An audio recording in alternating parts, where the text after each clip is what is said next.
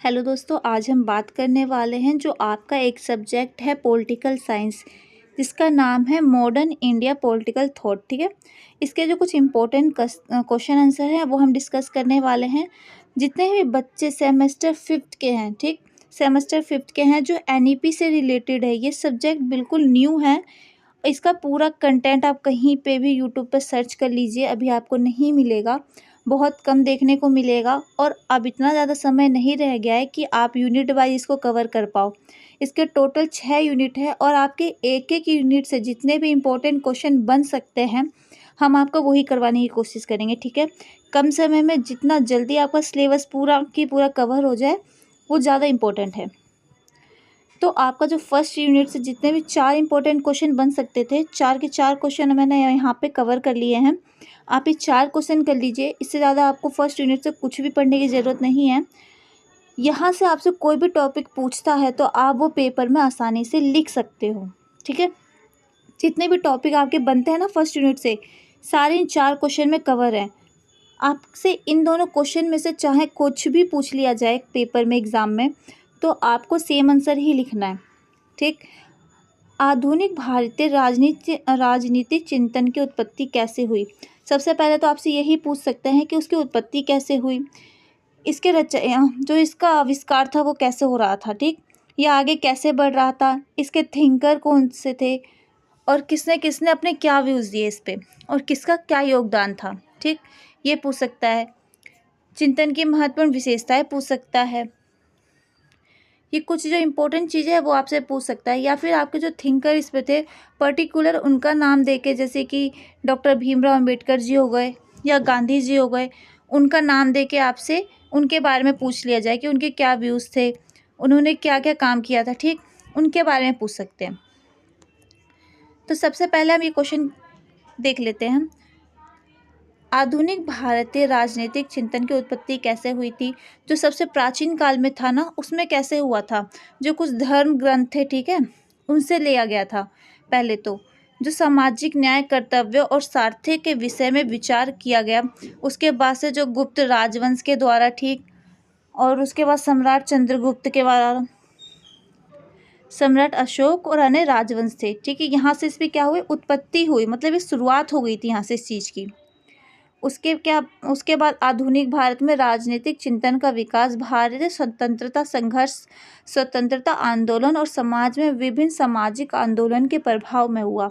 समाज के लिए, राजनीतिक, आर्थिक, हर तरीके विकास के लिए किया गया। ठीक, 18वीं और 19वीं सदी के आधुनिक काल में इस समय के सामाजिक, आर्थिक और राजनीतिक परिवर्तन के परिणाम स्वरूप नए विचारों की उत्पत्ति हुई, जिन्होंने राजनीतिक चिंतन को प्रभावित किया। प्रमुख कारण और विचारधाराएं।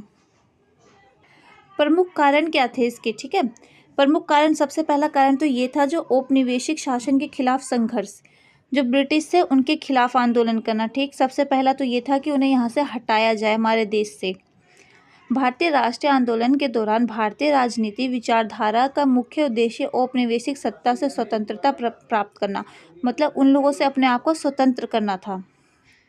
सामाजिक सुधार और न्याय, जो उस टाइम पे समाज में जो कुरीतियाँ चल रही थी ना, जैसे कि हो गया सती प्रथा हो गई, बाल विवाह हो गया, उन सब चीज़ों से मुक्ति, मतलब उन सब चीज़ों को ख़त्म करना। उसमें सबसे ज़्यादा अपना जो अहम रोल था वो किसका था? राजा राम मोहन राय जी का, ज्योतिबाई फुले जी का, ठीक है, डॉक्टर भीमराव अंबेडकर जी का। इन लोगों ने क्या किया उस टाइम? इन लोगों का महत्वपूर्ण योगदान था समाज को सुधारने के लिए। धर्मनिरपेक्षता और समाजवाद, जो वहाँ पे छुआछूत चल रहा था उस टाइम, धर्मनिरपेक्ष को लेके, ठीक है, छुआछूत, जाति प्रथा, इन सब चीज़ों को ख़त्म करना। और हिंदुत्व और राष्ट्रवाद। हिंदुत्व का मतलब ये नहीं होता सिर्फ हिंदुओं के लिए राष्ट्र, ठीक है। मदन मोहन मालवीय जैसे विचारकों ने हिंदू संस्कृति और धार्मिक मूल्यों के संरक्षण की वकालत की। आधुनिक राजनीतिक चिंतन की विशेषताएं। प्राचीन सभ्यता के संदर्भ में समीक्षा। आधुनिक भारतीय राजनीतिक चिंतन में प्राचीन भारतीय सभ्यता के, मतलब जो हमारी प्राचीन सभ्यता थी उसको बचा के रखना। ठीक है, जो औपनिवेशिकवाद था, जो यहाँ पे ब्रिटिश थे ना, वो चीज़ को ख़त्म कर रहे थे, उन लोगों से इस चीज़ को बचाना। समाज में सामाजिक विकास, धर्मनिरपेक्षता और स्वतंत्रता की मूलभूत अवधारणा को प्रोत्साहित करना। अधिकार और संविधान, संविधान में अपने अधिकार, हर किसी के अधिकार की रक्षा करना, इस चीज़ को उसमें जोड़ना, ठीक है, कि मतलब जिसके जो अधिकार है उन्हें मिलने चाहिए, किसी की भी अधिकारों की अवहेलना नहीं होनी चाहिए। आर्थिक विकास और सामूहिक उत्थान होना चाहिए। आधुनिक राजनीतिक चिंतन में राष्ट्रवादी विचारकों का दौर। आधुनिक राजनीतिक चिंतन में राष्ट्र को मजबूत करने के लिए विचारों को प्रोत्साहन मिला था और लोगों ब्रिटिश सरकार के विरुद्ध उठ खड़े थे। मतलब इनके अंदर क्या था कि एक आत्मविश्वास जग गया था, जो इनके खिलाफ वो जो ब्रिटिश सरकार थी उनके विरुद्ध खड़े हो चुके थे। मतलब इनके अंदर ये जज्बा आया था कि हमें इनसे लड़ना है और इन्हें यहाँ से हटाना है। साथ ही महिलाओं के अधिकार के लिए भी यहाँ पे क्या हुआ, सोचे जाने लगा। महिलाओं के सम्मान के लिए, ठीक है, कि सब उनका भी सम्मान जो है एकदम बराबर का होना चाहिए, जितना पुरुषों का है उतना ही। इनके सम्मान के लिए सबसे पहले आगे आई थी और इन्होंने सबसे इम्पोर्टेंट भूमिका निभाई थी, वो थी सावित्रीबाई फुले जी। और इसके बाद थी ताराबाई शिंदे जी। इन्होंने क्या किया था, भारतीय इतिहास में महिलाओं की शिक्षा के लिए इन्होंने क्या किया, शिक्षा के लिए आवाज़ उठाई और इन्होंने महिलाओं की समानता और स्वतंत्रता के लिए आवाज़ उठाई।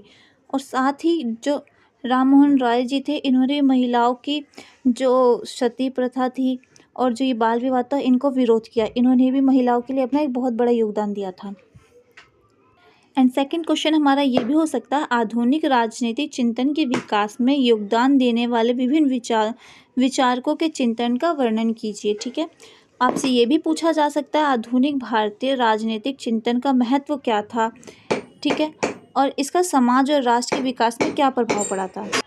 तो आधुनिक राजनीतिक चिंतन के विकास में अनेक विचारों ने अपनी महत्वपूर्ण योगदान दिया था, अपने महत्वपूर्ण विचार दिए थे। ठीक है, आधुनिक भारतीय राजनीतिक चिंतन की प्रकृति विकास में भूमिका निभाने वाले कुछ प्रमुख विचारक हैं, जिसमें सबसे पहले नाम आता है राम मोहन राय जी का।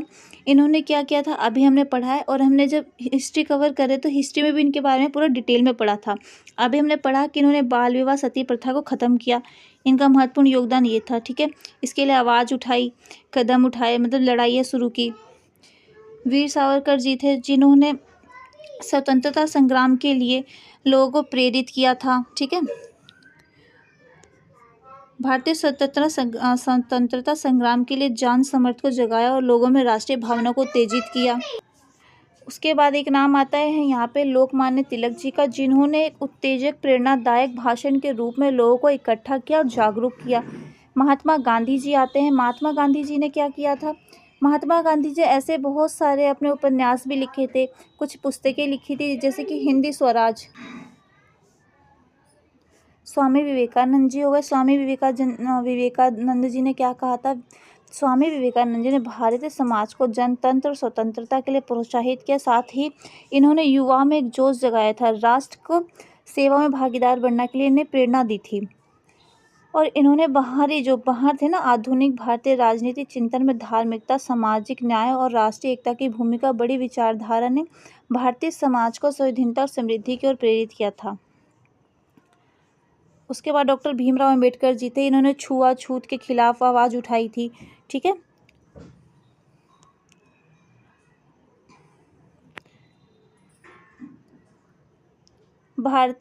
आधुनिक भारतीय राजनीतिक चिंतन का महत्व क्या था। ठीक है, ये महत्व है, सबसे पहला क्या था जिसमें सोचा गया था, सबसे पहले ये आता है कि आधुनिक राजनीतिक चिंतन नए और विशिष्ट दृष्टि को प्रदान करता है। मतलब इसमें नई सोच को सम्मिलित करता है वो, और दूसरे में जो चीज़ें आई है, जो चीज़ें सम्मिलित की गई है उसके साथ विकास कैसे किया जाता है ये सम्मिलित करता है। ठीक है, दूसरे में ये चिंतन राष्ट्रीय और अंतर्राष्ट्रीय स्तर पर राजनीतिक, इसमें सभी जो भी वर्ग हैं, जो भी लोग हैं, सभी के लिए समाज में समान वर्गों के समूह को समृद्धि और कल्याण को ध्यान में रखता है। और चौथे में है आर्थिक और सामाजिक संदेशों को साझा करता है और लोगों को उनके अधिकारों कर्तव्य के प्रति जागरूक करता है। ठीक है, 2 क्वेश्चन आपके जो फर्स्ट यूनिट से जितने भी क्वेश्चन इंपॉर्टेंट टॉपिक बन सकते थे ना, सब के सब इसमें कवर है। आप ये PDF ले लीजिए जाके टेलीग्राम से, एंड हमें कमेंट करके ज़रूर बताएं कि वीडियो कैसी लगी। एंड नेक्स्ट वीडियो भी जल्दी आपको मिल जाएगी, जाके आप टेलीग्राम से PDF डाउनलोड कर सकते हैं। और अगर चैनल को अभी तक सब्सक्राइब नहीं किया है तो सब्सक्राइब कर लीजिए एंड वीडियो को लाइक करें। Okay, thank you.